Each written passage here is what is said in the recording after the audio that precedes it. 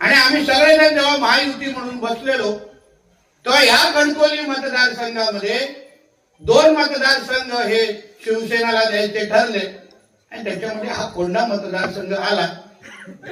शिवसेनेने मागितला, आम्ही मान ठेवला आणि त्याला ठीक आहे कोंढा तुम्ही लढवायचे ना तुम्ही लढवा. आणि मग मामा हळदिवेंचं नाव तिथे निश्चित झालं.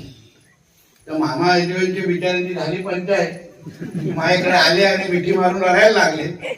मला काय चिंता करू नका, तुम्ही घरातल्या एक रूम मधून दुसऱ्या रूम मध्ये जाता, घर एकच आहे, काही चिंता नाही. दरवाजा पण मेन दरवाजा एकच आहे, एका रूम मधून दुसऱ्या रूम मध्ये तेवढं फरक आहे, काय चिंता करू नका मामा. आणि प्लस आमचे मामा 90 बॅचचे आहेत. राणे साहेबांचे जे 90 पासूनचे जे कार्यकर्ते ज्यांनी राणे साहेबांच्या पूर्ण प्रवासामध्ये ते राहिले आहेत त्याच्यामध्ये आमचे मामा हळदिवे आणि आमचे मराठी आहे दोन्ही हे जे वरती खालचे उमेदवार.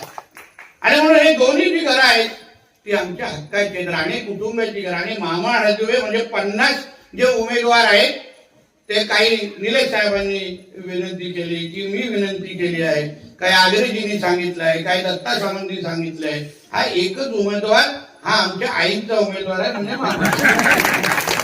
मला एकच फोन आला दिलीपजी की नितेश हा उमेदवार तू नक्की करून आणायचं आणि तिथे नाही बोलण्याचा प्रश्न येतच.